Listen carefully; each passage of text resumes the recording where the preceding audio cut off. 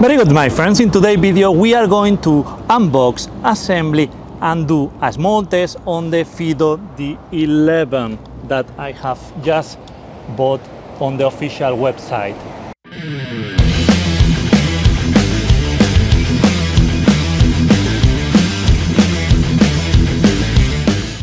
But let's first understand why I need this bike and why you may need this bike.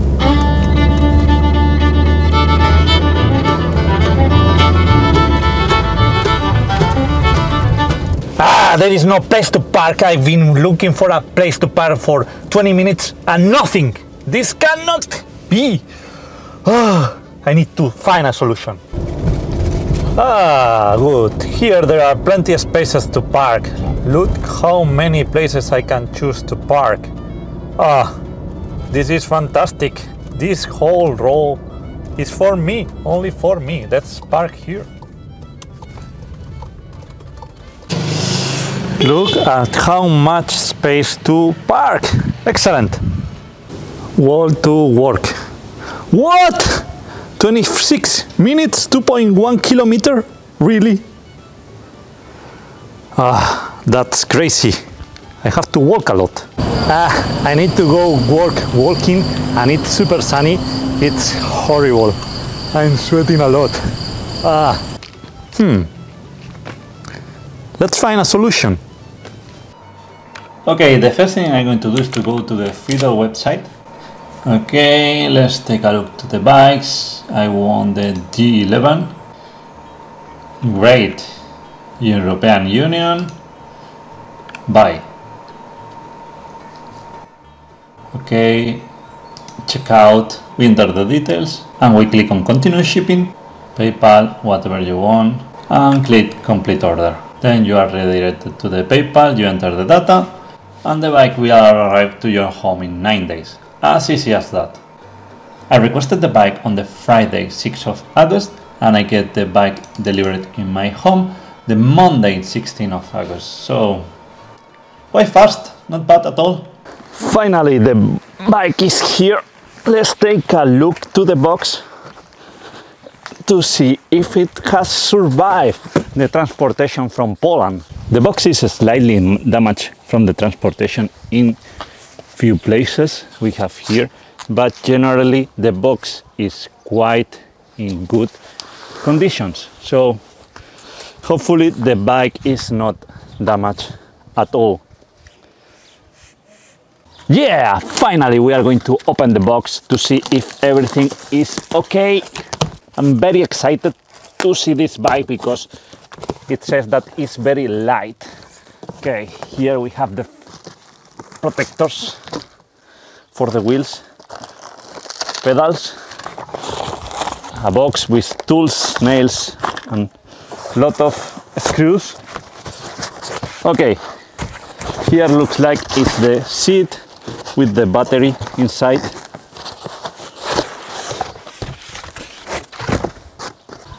It doesn't look like we are going to have a lot of trouble assembling this bike because looks like it's already assembled. Let's see if we have to do any adjustment on brakes or on the chain.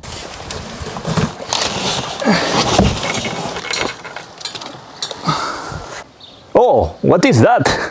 Whoa! There is something else here.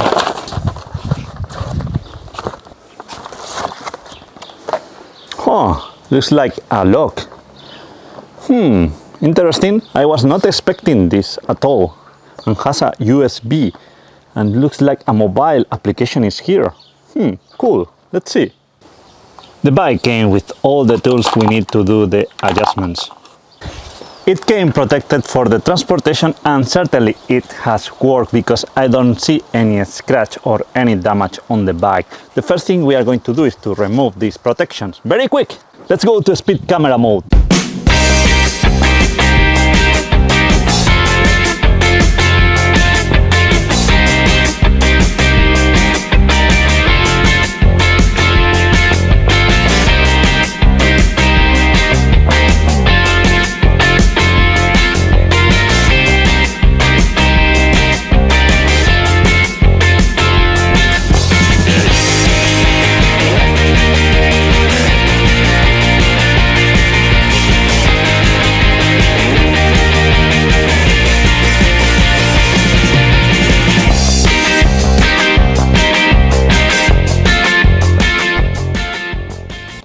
The pedals are not mounted by default, so we have to plug them. For that, we just need the key that came in the kit.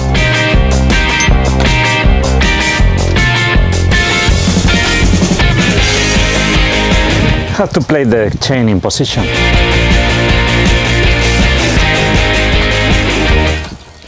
It has a Shimano 7-gear system. Let's check if it's properly adjusted from the factory.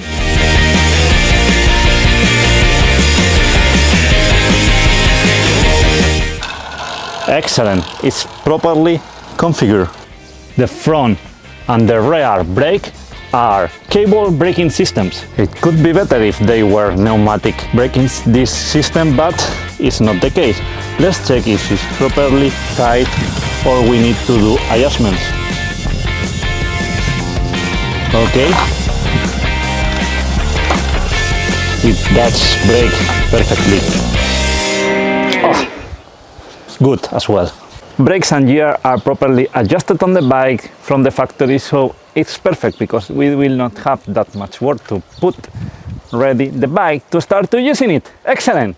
Let's install the front fender.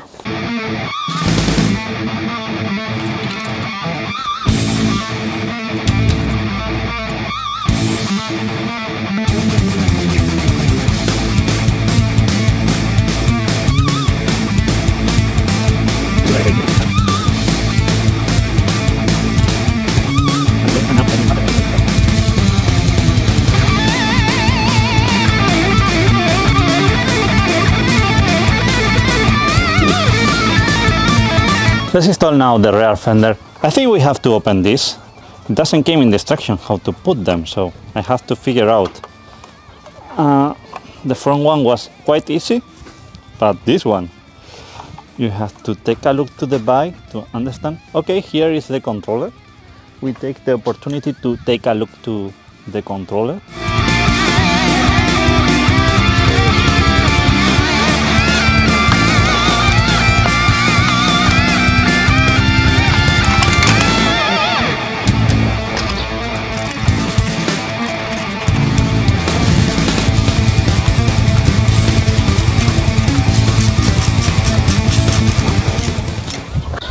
The controller housing doesn't look like to be water resistant because there is no water sealing here, so I don't know, be careful with the water. I don't think it's a big problem if it doesn't rain and you are using it, but if you left for several days in the rain, I don't know.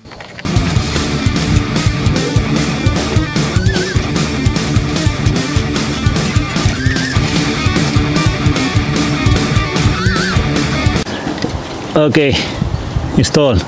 There is the one of the screws and the other one is on the controller. Okay, it's time to go to work, so I'm going to put the bike on the back of the car. Here. Oh no! Oh no! Oh no, no, no, no, no! The bike is not longer new. The first scratch. Look at what I found while I was editing. The video file is the 666. The devil is behind this.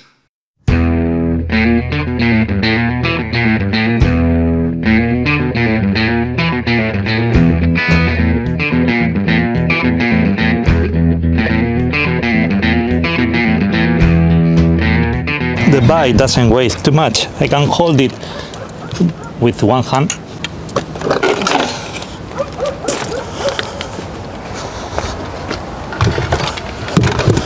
The bike fits properly in the car, as you can see. I can close the door, no problem. A trick you can do to have much less weight is to remove the seat, and then it will take less space. It's what I'm going to do now. Place it there. To fold the handlebar, you just need to open this, press down, and it is fold, The folding mechanism is super simple. You do like this, and now you can fold the bike with no problem. Well, with one hand it's more difficult. This way the bike takes less space, and when you get home you just need to get the seat and recharge it. To charge the battery we have to plug the charger here. Make sure the light of the charger is in red, because when it's green it's not charging. It will turn green when it's fully charged. One thing that I'm missing from other models is that the pedals are not foldable. Okay, it's time to go to work.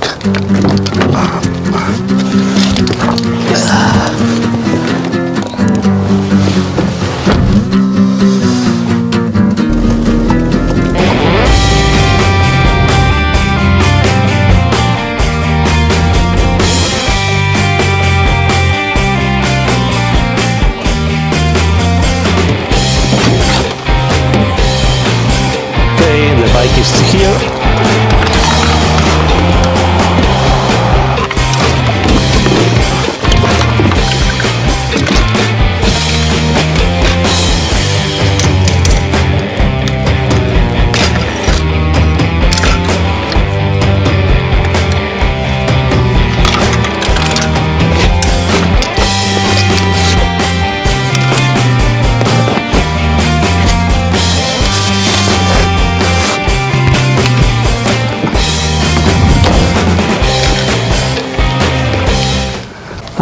And one important piece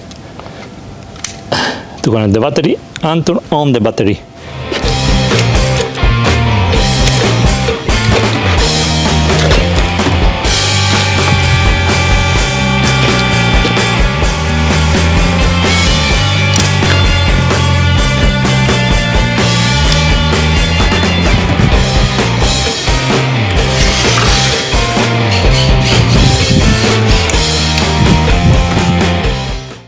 We are ready to ride to work. Let's talk about the specs of the bike. According to Fido, the range of the bike is 100 kilometers, but this is something that I will test in a future video. Total weight of the bike is 17.5 kilograms. It's light to be an electric bike. If we remove the seat with the batteries, it's only weight 12.9 kilograms. This is what the Xiaomi scooter weighs. The seat that contains the battery weighs 4.6 kilograms. 36 volts, 11.6 amps hour battery. The motor has 250 watts of power, which is enough to go up on most of the steep hills. Motor assistance is limited to 25 kilometers per hour. After 25 kilometers per hour, you can go as fast as you can pedal, but without the motor assistance. I've got an upgraded version of the display and it's not what I was expecting. In the display I can only see the battery level, the level assistant I have selected, and the speed. I don't have odometer or trip. This is very disappointing. And the strangest thing, if I go downhill faster than 25 kilometers per hour, the display is blocked at 25 kilometers. I can go 40 kilometers per hour and the display only shows 25. This is really weird. And with this new version of the display, I don't know how to access the menu and change and unlock the speed. I think it's not possible, but let's investigate in a next video. Please leave me a comment if you know how to access the configuration in this display. Battery charging time is 7 hours. Let's see how the bike deals with the hills. Not bad.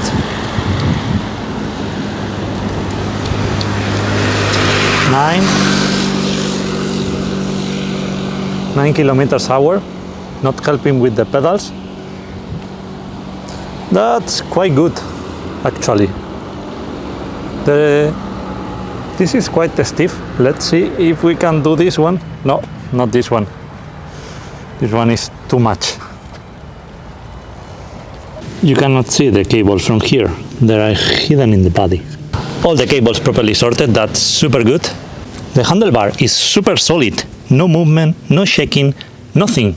It's super good system. I like it. I really like this one. In the Z20 was very bad and was getting loose over the time. And here looks like it's going to last a lot of time. The gear system to go up and down, I don't like too much. The go up is very hidden here. It's quite difficult to reach it for me, but it's not that bad. It's okay. One cool feature about this bike is that the rear light is connected to the bike battery, so you don't need external supply like in the Z20 where you have to have another battery for the rear light.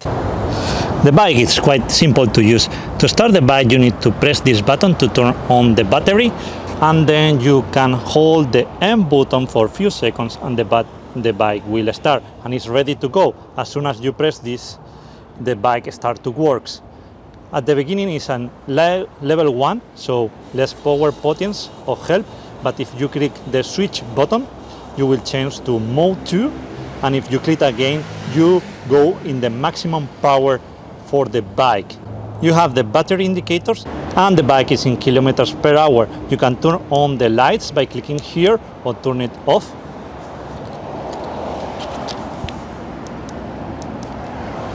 And you can use the bell, the klaxon. It's quite loud. It's super cool that the bike fits perfectly inside the butt of the car.